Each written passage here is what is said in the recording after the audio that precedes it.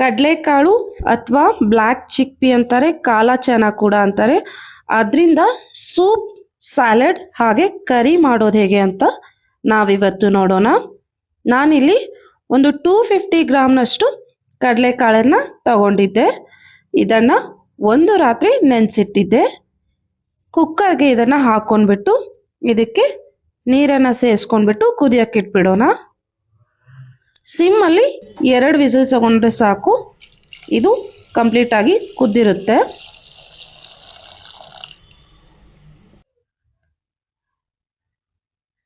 ಇವಾಗ ನಾನು ಇದನ್ನು ಕುದಿಸಿ ಇಟ್ಕೊಂಡಿರೋದನ್ನು ಸಾನ್ಗೆಗೆ ಹಾಕಿ ಫಿಲ್ಟರ್ ಮಾಡ್ಕೊಂಡ್ಬಿಡ್ತೀನಿ. ಏನು ನಾವು ಫಿಲ್ಟರ್ ಮಾಡಿರೋ ನೀರಿರುತ್ತಲ್ಲ ಅದನ್ನು ನಾವು ಸೂಪ್ ಮಾಡೋದಕ್ಕೆ ಯೂಸ್ ಮಾಡ್ಕೊಳ್ಳೋಣ. ನೋಡಿ, ಆಲ್ಮೋಸ್ಟ್ ಒಂದು 250 ml ಅಷ್ಟು ಫಿಲ್ಟರ್ ಮಾಡಿರೋ ಚಿಕ್ಪಿ ನೀರಿದೆ. ಒಗ್ಗರಣೆಗೆ 1 ಸ್ಪೂನ್ ಅಷ್ಟು ನಾನು ತುಪ್ಪನ ಹಾಕ್ಕೊಂಡಿದ್ದೆ. ಜೀರಿಗೆ, ಶುಂಠಿ ಬೆಳ್ಳುಳ್ಳಿ ಪೇಸ್ಟ್ ಹಾಕ್ಕೊಂಡು ಸ್ವಲ್ಪ ಸಾಲ್ಟ್ ಮಾಡಿಕೊಂಡು ನಾನು ಇದಕ್ಕೆ ಈರುಳ್ಳಿನ ಹಾಕ್ಕೊಳ್ತಾ ಇದ್ದೀನಿ. ಇವಾಗ ಈರುಳ್ಳಿನ ತುಂಬ ಬೇಯಿಸ್ಕೋಬೇಕು ಅಂತ ಏನಿಲ್ಲ, ಸ್ವಲ್ಪ ಬೇಯಿಸ್ಕೊಂಡ್ಬಿಟ್ರೆ ಸಾಕು. ಈರುಳ್ಳಿ ಬೇಯೋವರೆಗೂ ನಾನಿಲ್ಲಿ ಒಂದು 30 ಗ್ರಾಮ್ನಷ್ಟು ಕಡಲೆಕಾಳನ್ನು ನುಣ್ಣಗೆ ರುಬ್ಕೊಂಡ್ಬಿಟ್ಟಿದ್ದೀನಿ. ಇವಾಗ ಒಗ್ಗರಣೆಗೆ ನಾನು ಫಿಲ್ಟರ್ ಮಾಡಿಟ್ಕೊಂಡಿರೋಂಥ ಕಡಲೆಕಾಳು ನೀರನ್ನು ಹಾಕ್ಕೊಂಡ್ಬಿಡ್ತೀನಿ. ಹಾಗೆ ಇದಕ್ಕೆ ರುಬ್ಬಿಟ್ಕೊಂಡಿರೋ ಅಂಥ ಕಡಲೆಕಾಳು ಪೇಸ್ಟನ್ನು ಕೂಡ ಮಿಕ್ಸ್ ಮಾಡ್ಕೊಂಡ್ಬಿಡ್ತೀನಿ. ಈ ಪೇಸ್ಟ್ನ ಹಾಕೊಳ್ಳೋದ್ರಿಂದ ನಮ್ಮ ಸೂಪ್ ಸ್ವಲ್ಪ ಗಟ್ಟಿಯಾಗಿ ಚೆನ್ನಾಗಿ ಬರುತ್ತೆ. ನಿಮಗೆ ಫುಲ್ ತೆಳುವಾಗಿರೋ ಸೂಪ್ ಬೇಕಂದರೆ ಇದನ್ನು ಎಕ್ಸ್ಕ್ಲೂಡ್ ಕೂಡ ಮಾಡ್ಬೋದು.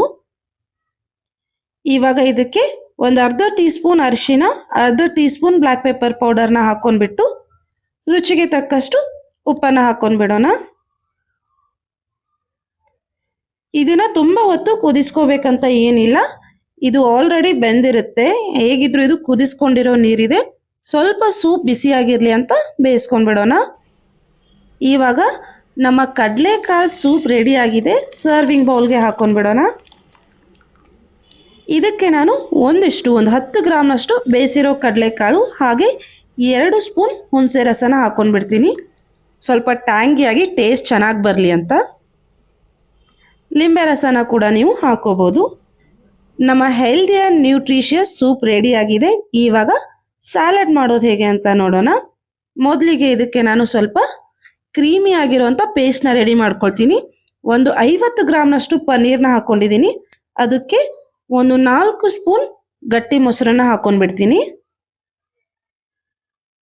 ಹಾಗೆ ಶುಂಠಿ ಮತ್ತು ಬೆಳ್ಳುಳ್ಳಿನ ಹಾಕ್ಕೊಂಡ್ಬಿಡ್ತೀನಿ.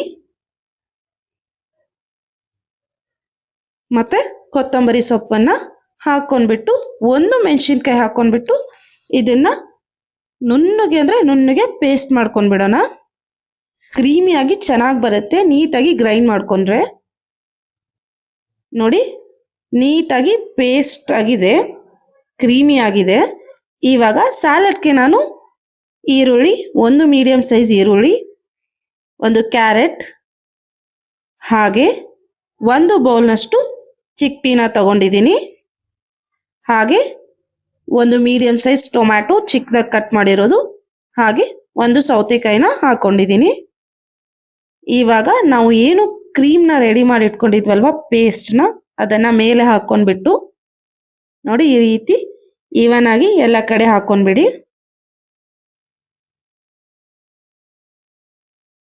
ಹೈ ಪ್ರೋಟೀನ್ ಆಗಿದೆ, ತುಂಬ ಹೆಲ್ದಿ ಆಗಿದೆ, ಝೀರೋ ಆಯಿಲ್, ಸಖತ್ ಟೇಸ್ಟಿ ಆಗಿರುತ್ತೆ. ಈವ್ನಿಂಗ್ ಸ್ನ್ಯಾಕ್ ಆಗಿರ್ಬೋದು, ನಿಮ್ಮ ಮಾರ್ನಿಂಗ್ ಬ್ರೇಕ್ಫಾಸ್ಟ್ ಆಗಿರ್ಬೋದು, ಎಲ್ಲದಕ್ಕೂ super delicious, super healthy salad ಇದು.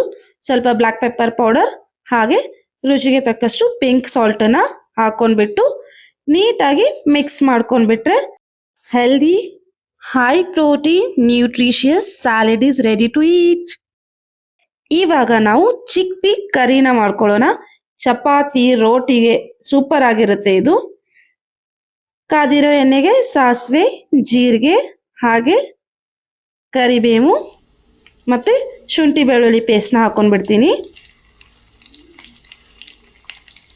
1 ಸ್ಪೂನ್ ಶುಂಠಿ ಬೆಳ್ಳುಳ್ಳಿ ಪೇಸ್ಟ್ ಸಾಕು. ಹಾಗೆ 1 ಹಸಿಮೆಣಸಿನ್ಕಾಯಿನ ಹಾಕ್ಕೊಂಡು ಸ್ವಲ್ಪ ಬೇಯಿಸ್ಕೊಂಡ್ಬಿಟ್ಟು ನಾನು ಇದಕ್ಕೆ 1 ಮೀಡಿಯಮ್ ಸೈಜ್ ಚಿಕ್ಕದಾಗಿ ಕಟ್ ಮಾಡಿ ಇಟ್ಕೊಂಡಿರೋ ಈರುಳ್ಳಿನ ಹಾಕ್ಕೊಂಡ್ಬಿಡ್ತೀನಿ.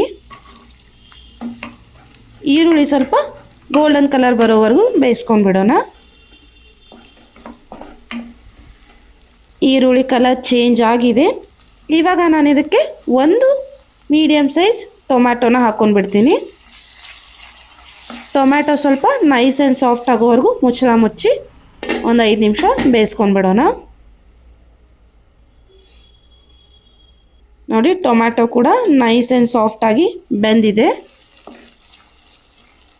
ಇದಕ್ಕೆ 1 ಸ್ಪೂನ್ ಅರಿಶಿನ ಹಾಗೆ 2 ಸ್ಪೂನ್ ಅಚ್ಕಾರದ ಪುಡಿ. ನಾನು ಮಾಡೋ ರೆಸಿಪೀಸ್ ನಿಮ್ಗೆ ಇಷ್ಟ ಆದರೆ ಮರೀದೆ ಲೈಕ್, ಶೇರ್ ಆ್ಯಂಡ್ ಸಬ್ಸ್ಕ್ರೈಬ್ ಕೂಡ ಮಾಡಿ. ಹಾಗೆ ನೀವು ನಾನು ಮಾಡೋ ರೆಸಿಪೀಸ್ನ ಟ್ರೈ ಮಾಡಿದರೆ ಹೇಗೆ ಬಂತು ಅಂತ ಕಮೆಂಟ್ ಮೂಲಕ ಕೂಡ ತಿಳಿಸಿ. ನಾನಿಲ್ಲಿ ಬೇಯಿಸಿಟ್ಕೊಂಡಿರೋ ಕಡಲೆಕಾಳನ್ನು ಹಾಕ್ಕೊಳ್ತಾ ಇದ್ದೀನಿ. 1 ಬೌಲಷ್ಟು. ರುಚಿಗೆ ತಕ್ಕಷ್ಟು ಉಪ್ಪನ್ನು ಹಾಕ್ಕೊಂಡ್ಬಿಡೋಣ.